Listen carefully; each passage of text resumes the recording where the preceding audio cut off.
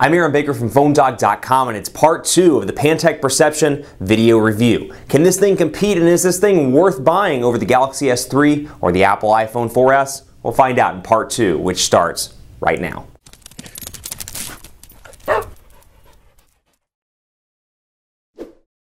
Perception is everything, and cheesy joke aside, the Pantech Perception, there's a lot to like about it. It's a new device that's available at Verizon Wireless right now for $99.99 and brings to the table a 1.5 gigahertz dual-core processor, 1 gigabyte of RAM, a 4.8-inch HD display, an 8-megapixel camera, a front-facing shooter. So from a specifications perspective, it's right up there with some of the other high-end devices on the market, and better yet, it's $100 at Verizon Wireless. The problem, though, is the Galaxy S3, the former high-end device of Samsung, and the iPhone 4S, the former high-end device of Apple, are both around the $99 price point as well. So my question is, at $100, is it better to get the older device that still, in a lot of ways, has better specifications, or do you go with the newer device that has some cool features like motion sense, which you can make calls effortlessly by moving your hand over the display, or do you go with something like the S3 or the iPhone 4S, which have Android 4.1 and iOS 6, so newer versions of the respective operating systems, and a couple of other goodies which we'll talk about in a little bit. It's a tough call. We're going to try to figure that out as we roll into part 2 of the review. Before we do that, though, special thanks to our friends at Best Buy Mobile. They give us devices like this, and I'm actually going to pick up some today at Best Buy Mobile, and we just give them to you on the site at PhoneDog.com. So I think that's pretty cool, and I always like to give them a shout. When you go into Best Buy Mobile, you'll walk out working. So whether you get the Perception or the One or the Galaxy Nexus, which I guess isn't even out anymore, Galaxy S4, whatever the case may be, you'll walk out working. They'll help you set up your email, your web, your contacts, camera settings. So when you go out the door, you got everything set up. You don't have to waste your time setting stuff up unless you want to. In that case, they'll make sure you walk out working with your bill stuff, and you can set up the phone yourself at Best Buy Mobile. So let's take a look at speed tests and jump right in here. Verizon's 4G LTE network on this device, and then we'll say, whoops, did not mean to do that. I agree.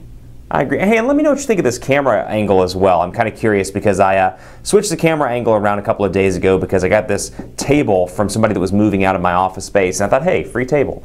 I'll try it and see how it works on camera. That is my theory with a lot of things, actually. But let me know what you think of this on camera and the way this camera angle is on YouTube. Let's take a look here. Verizon promises 5 to 12 megabits per second on the download, 2 to 5 megabits per second on the upload, and it's falling right in line with Verizon's promised settings, or Verizon's promised numbers. 11.62 megabits per second, upload speed 5.12-ish megabits per second. And so far, data speeds have been pretty impressive on this device, 5.70 megabits per second. So pretty decent all around. I've gotten within the window of 5 to 12 almost every single time, and actually a couple of times, depending on where I'm at in the Dallas Metroplex, I get between 15 and 20 megabits per second. So Verizon's LTE, yes, it's more saturated than AT&T's or T-Mobile's or Sprint's, but still pretty decent speeds considering how saturated it actually is. Let's load up Quadrant Standard as well. Keep in mind a couple of things. This has a dual-core processor, 1 gigabyte of RAM, so the Quadrant Standard scores aren't going to be as high as something like the Galaxy S4 or the HTC One. But again, my question I keep going back to, I'm like, okay, this is $100. Should I go with this with a gigabyte of RAM and Android 4.0 out of the box, ice cream sandwich? Or should I go with the Galaxy S3, which is $100 also, around $100 on Verizon, and has a dual-core processor also, 2 gigs of RAM, and Android 4.1?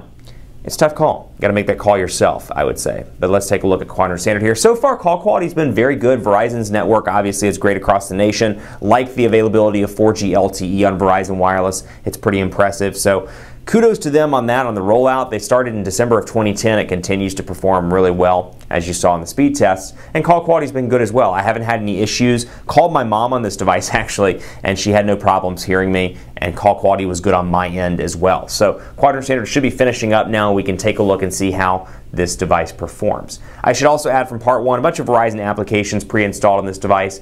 Backup Assistant Plus, ViewDini, NFL Mobile, all the stuff you would expect from a Verizon device. 5,217 on Quadrant Standard. So, you know, it's not always indicative of day-to-day performance, and I say that in every video, but I want to make that clear. This only has 1 gigabyte of RAM, but I really haven't experienced any slowdowns, so to speak, on this device. I mean, everything loads up pretty fast, as you can see. Quick contacts, move through here, browser, PhoneDog.com was loaded up in part 1. Let me see, yeah, still got it loaded up over here.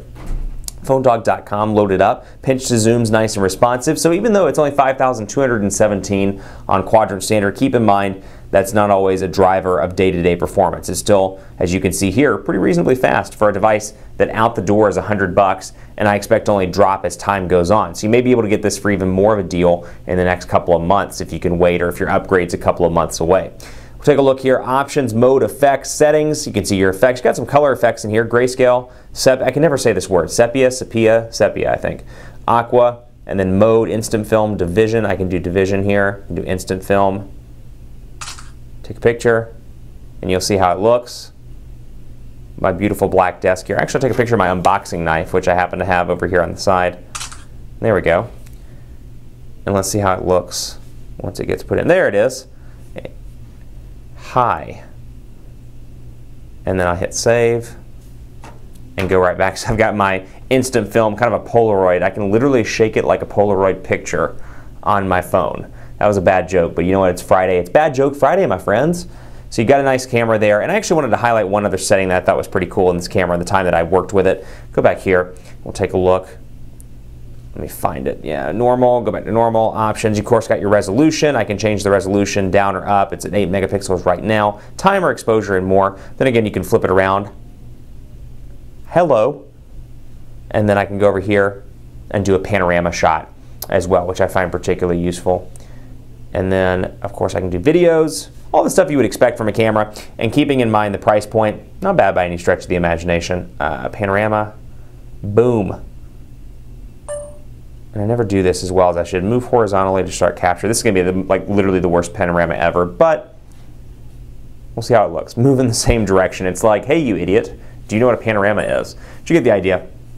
Capture is canceled. You better believe it's canceled. Show you the dialer real quick, and forgive me while I pull it away. I want to make sure none of my calls are in there. You can see obviously a very heavily Pantech customized dialer here with buttons, very colorful down here at the bottom, messaging, calls, and more, and then tabs for your recent and your favorites up top. I pointed this out in part 1, but I dig this as well, these little mini applications. Music is the only one that comes right here out of the box, but I can click on it, and it lets me drag my music around on the home screen, so I can shift, and it just kind of remains right there in multitasking form, which I think is pretty cool. And when I'm done, I can get rid of it.